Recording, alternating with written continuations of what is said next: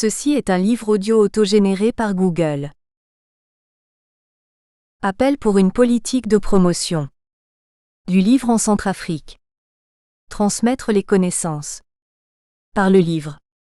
Le livre éclaire et entretient la mémoire. Il rend l'histoire accessible aux générations futures. Ce pictogramme apparaîtra en première page de tous les ouvrages que nous produirons, jusqu'à ce que cet appel soit entendu et qu'il soit mis en œuvre. Le pictogramme que nous avons reproduit ci-contre traduit l'appel que nous lançons pour susciter une véritable politique de promotion du livre en Centrafrique, et pour que celle-ci concourt à l'implantation de maisons d'édition, de diffusion et de distribution des produits intellectuels et culturels auprès de la population. On déplore en RCA d'une part, l'absence d'un mode de transmission organisé et structurel de la mémoire intellectuelle, culturelle et historique du pays par les plus anciens, et d'autre part l'absence d'une politique gouvernementale incitative à la manifestation de cette forme d'entretien de notre mémoire collective par l'écriture. En dépit de ce sévère constat, on peut relever néanmoins ces dernières années, qu'au contact d'un éditeur qui leur offre l'opportunité d'une publication, les ressortissants centrafricains sont particulièrement épris par le maniement de la plume. Ainsi, le problème que nous posons n'interpelle pas le centrafricain, pris individuellement, mais est un sujet qui se traite au niveau national. En effet, la transmission de nos acquis culturels relève d'un domaine qui est manifestement tributaire de l'absence de structures et d'infrastructures locales susceptibles d'offrir à la population l'opportunité de s'investir dans des œuvres de production culturelle ou intellectuelle diverses. Or, l'écriture est un atout qui consolide l'identité d'un peuple et lui permet de traverser de manière compacte l'espace et le temps. Quelques précurseurs avaient jadis, dans le domaine littéraire, initié quelques avancées méritoires. Pessami Makfoy, l'abbé Bébé Siango, F. Niamolo, Egoyemide et quelques rares autres qui sont tous aujourd'hui passés dans le monde de l'indifférence ou de l'oubli. L'écriture est l'âme d'un peuple. Elle lui permet d'exprimer diversement son identité et d'établir son existence.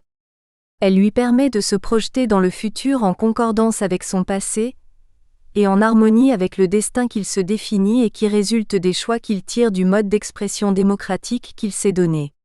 Pour un peuple sans identité mémorielle commune et sans le sentiment du partage d'un socle culturel commun, les éléments traditionnels constitutifs d'un État deviennent des critères éphémères et solubles, en cas de crise grave. C'est dans de telles circonstances que le sentiment de cohésion nationale s'effrite rapidement. Il ne résistera pas aux conflits militaires, économiques ou financiers provenant tant de causes exogènes que de causes endogènes liées au mode de gestion de l'État. Une nation sans identité mémorielle commune est vouée à la disparition.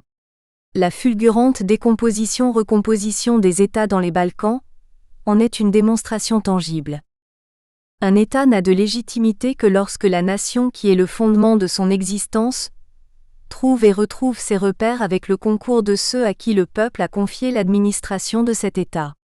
Il appartient donc au gouvernement de notre État d'offrir à ses ressortissants l'opportunité d'entretenir, à mesure du temps, le socle commun et inaltérable du partage d'une mémoire et d'une histoire commune et pérenne. Dès lors, il est du devoir du gouvernement, organe de direction que la nation s'est donné, d'organiser et de conduire la destinée de ses ressortissants en concevant, en alimentant et en mettant à la disposition de ses nationaux les instruments qui leur permettront d'être en permanence les propres acteurs de l'entretien, de la conservation de leur mémoire et de la connaissance de leur histoire. Dans une phase de consolidation des conditions de son existence, il est devenu un impératif pour les gouvernants centrafricains, au regard de la mission qu'ils tiennent de la nation, de concevoir une politique culturelle qui incite ses ressortissants à capitaliser les atouts de l'écriture. C'est pourquoi, il y a lieu d'alerter les pouvoirs publics sur la menace que représente l'absence d'une véritable politique culturelle de soutien à l'écriture et aux livres en Centrafrique. L'accès aux sources écrites en Centrafrique est laborieux.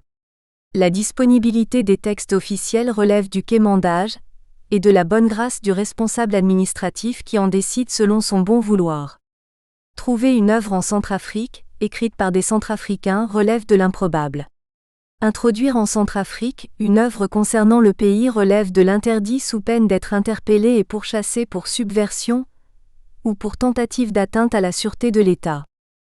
Il urge donc, au plan local et sur le territoire national, d'entreprendre une politique d'implantation et de promotion d'un réseau d'édition, d'impression, de publication, de diffusion et de distribution du livre et de ses dérivés au bénéfice de la population centrafricaine.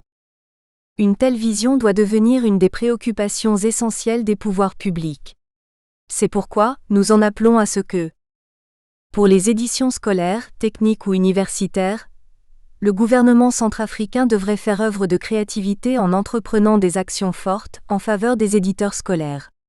Il n'a plus le droit de se contenter de gérer le vide ou de s'accommoder du bénévolat des associations caritatives, qui trop souvent s'investissent avec beaucoup de légèreté, mais en même temps avec la bénédiction des pouvoirs publics, dans des dons de livres scolaires venant d'Europe, et non adaptés aux programmes arrêtés au plan national.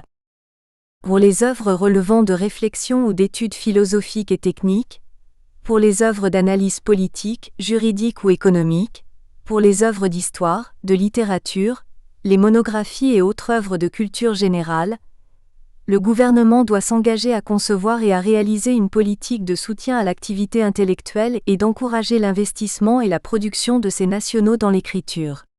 Une telle orientation est facteur d'émulation de l'individu et de développement du progrès social. Pour ce faire, il n'est pas demandé au pouvoir public de créer des portefeuilles budgétaires considérables, en vue de se substituer aux actions relevant par nature des opérateurs privés. Notre propos consiste à demander à nos gouvernants de faire en sorte qu'il soit conçu, en Centrafrique, de véritables politiques créant et favorisant les conditions de l'instauration de cette activité privée. Promouvoir une politique de promotion et de soutien du livre sur le territoire national permet, au-delà de la vertu identitaire et mémorielle qu'elle conforte, de créer, au demeurant, une source de revenus principale ou complémentaire susceptible de profiter à beaucoup de nos compatriotes qui sont rétifs à rentrer dans la logique dominante de la propagation des combines et de l'affairisme pour vivre décemment.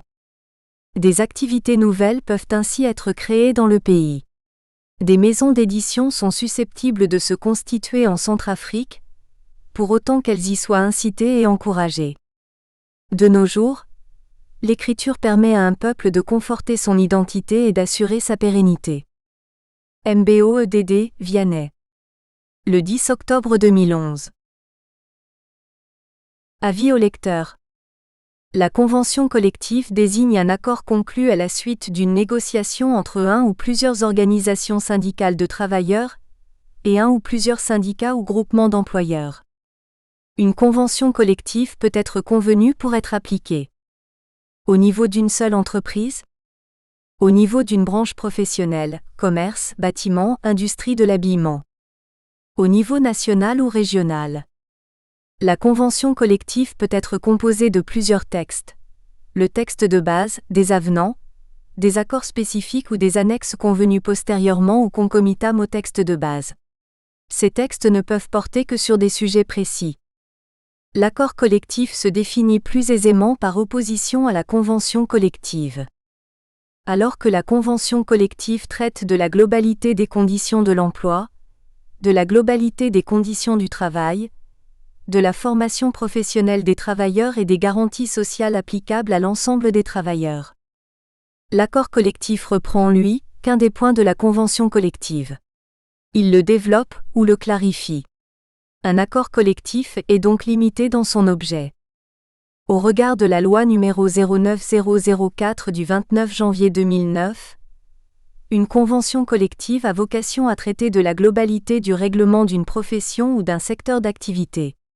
Un accord collectif traitera plutôt, lui, d'un ou de plusieurs sujets particuliers. L'accord collectif peut être convenu en complément ou en précision d'une disposition relevant d'une convention collective. Il peut aussi être conclu pour pallier l'absence d'une convention collective et régir les conditions à minima d'emploi des travailleurs dans un ou plusieurs établissements. La convention collective s'applique à tout travailleur appartenant à une entreprise qui a adhéré à la dite convention, à tout employeur membre d'un syndicat patronal ou d'un groupement d'employeurs qui a signé le texte de la convention ou qui y adhère.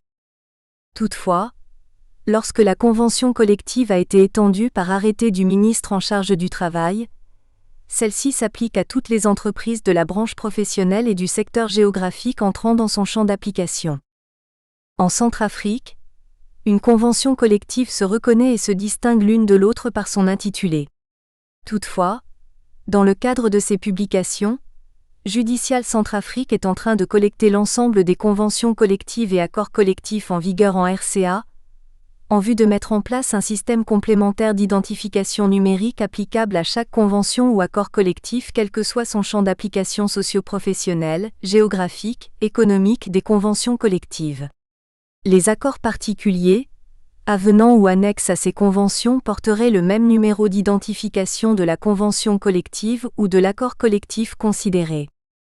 Par ailleurs, sur le plan réglementaire, l'intitulé de la convention collective applicable dans une entreprise doit être mentionné sur le bulletin de paie de chaque travailleur. L'intitulé de cette convention doit aussi être indiqué sur un panneau d'affichage situé sur les lieux du travail. Enfin, l'employeur doit tenir à la disposition du personnel un exemplaire de la convention collective pour sa consultation. Les représentants du personnel doivent disposer d'exemplaires, mis à leur disposition par l'employeur. Judicial Centrafrique édite les conventions collectives qui ont fait l'objet d'un arrêté d'extension, couverture bleu-blanc, les conventions collectives non étendues, couverture vert-jaune. Elles peuvent être achetées dans les points de vente de Judicial Centrafrique à Bangui et en province. Elles peuvent être commandées à l'adresse électronique ci-dessous. judicial.apec@yahoo.fr. La Convention collective nationale du commerce est entrée en vigueur le 1er décembre 1975. Elle s'est substituée à la Convention collective des services, entreprises et établissements publics de la République centrafricaine.